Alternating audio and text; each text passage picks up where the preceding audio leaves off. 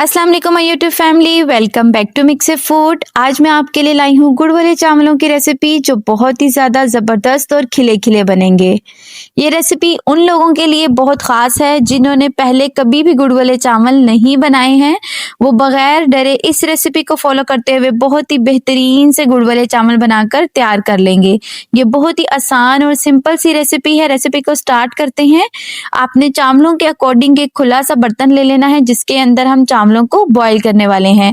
मैं यहाँ पे सेला चावलों का यूज़ नहीं कर रही हूँ, मैं यहाँ पे स्टीम राइस का यूज़ करूँगी क्योंकि वो खाने में बहुत ही ज़्यादा मज़ेदार लगते हैं।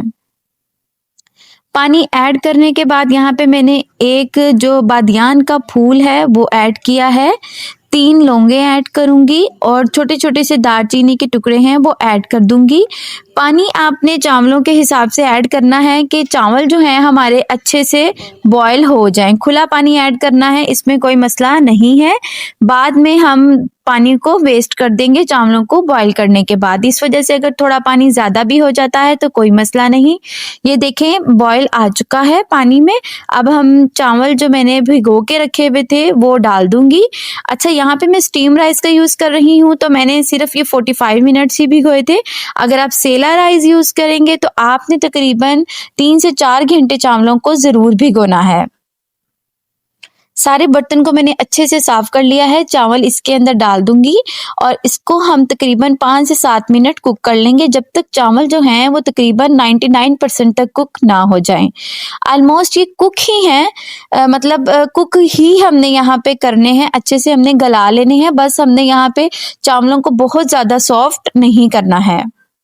अभी मैं आपको दिखाऊंगी जब मैं चावलों को स्ट्रेन करूंगी, जब चावल मतलब हो जाएंगे हमारे कुक, उस वक्त मैं आपको दिखाऊंगी। ये देखें चावल जो हैं वो कुक हो चुके हैं। ये देखें, बस अब हमने इतना ही करना है, बहुत ज़्यादा चावलों को सॉफ्ट नहीं करेंगे।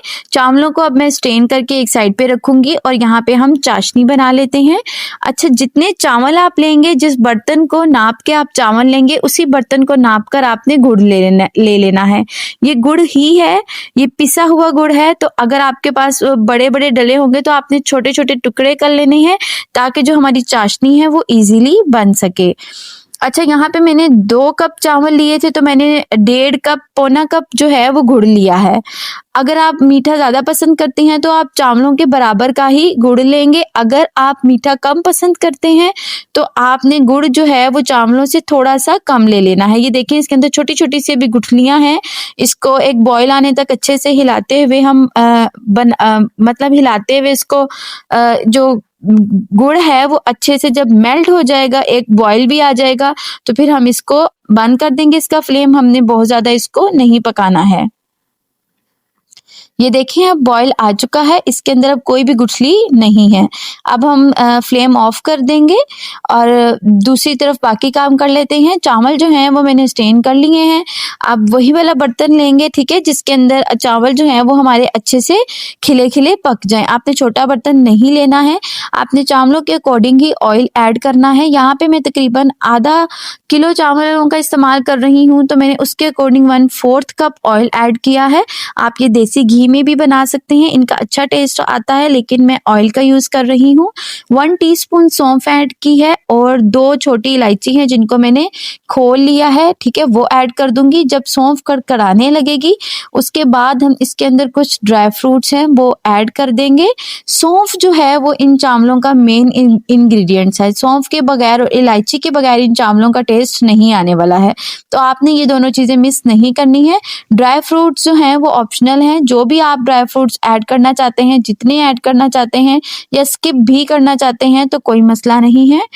हमने सिर्फ यहाँ पे ड्राई फ्रूट्स को 1 से 2 मिनट तक ही भूनना है, ठीक है, ज़्यादा नहीं, इसको जलाना नहीं है आपने। उसके बाद मैं जो चाशनी बनाई हुई है वो ऐड कर दूंगी। चाशनी को आपने स्टेन करते हुए ऐड करना है, ठीक है, इसके अंदर जितना भी कोई कचरा वगैरह है वो निकल जाएगा। बस हमने चाशनी को भी बहुत ज़्यादा देर नहीं पकाना है। जैसे ही चाशनी गर्म हो जाएगी, एक बॉयल आएगा, हम इसके अंदर चावलों को ऐड कर देंगे। ड्राई फ्रूट्स ध्यान रखिएगा, ये बहुत जल्दी जल जाएंगे, तो आपने बहुत ज़्यादा इनको नहीं मतलब फ्राई करना है। 1 से 2 सेकंड के लिए करेंगे और फिर चाशनी ऐड कर देंगे। मैंने कवर कर दिया है ताकि जल्दी से एक बॉयल आ जाए। ये देखें बॉयल जो है आ चुका है। अब हम इसके अंदर जो चावल मैंने रखे थे वो ऐड कर दूंगी।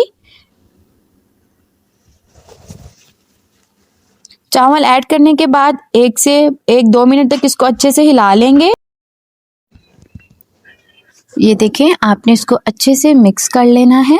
हल्के हाथों से आपने मिक्स करना है, बहुत ज़्यादा ज़ोर ज़ोर से चम्मच नहीं चलाएंगे। अगर बहुत ज़्यादा ज़ोर ज़ोर से चम्मच चलाएंगे तो आपके चावल जो हैं वो टूट सकते हैं। अच्छे से मिक्स करेंगे जब तक ये जो चाशनी हमने ऐड की है ये खुश्क ना हो जाए। आपने जब चाशनी बनानी है तो बहुत ही कम पानी ऐड करना है, बहुत ज़्यादा पानी ऐड नहीं करेंगे। अगर आप ज़्यादा पानी ऐड कर देंगे तो इस पॉइंट पे आपको मुश्किल होगी। सिर्फ इतना ही पानी ऐड करेंगे कि जो हमारे चावल हैं वो अच्छे से एक बार मिक्स हो जाएं बस। ये देखें जो चाशनी है वो खुश्क हो चुकी है। अब हम इसको एक कपड़े के साथ दम लगा देंगे। तकरीबन 15 मिनट का दम आपने ज़रूर लगाना है ताकि जो हमारे चावल हैं वो खिले-खिले बने। 15 मिनट के बाद ये देखें जो हमारे चावल हैं वो किस कदर मतलब खिले-खिले बने हैं और इनका जायका बहुत ही बेहतरीन था। अगर आपने पहले कभी भी ये चावल नहीं बनाए हैं तो आपने इस रेसिपी को ज़रूर ट्राई करना है। आपसे पहली ही बार में बहुत ही ज़बरदस्त से खिले-खिले से गुड़ वाले चावल बनेंगे इंशाअल्लाह ताला। आपने रेसिपी को ज़रूर ट्राई करना है। मिलते हैं अपनी अगली रेसिपी के साथ, तब तक अपना ख्याल रखिएगा।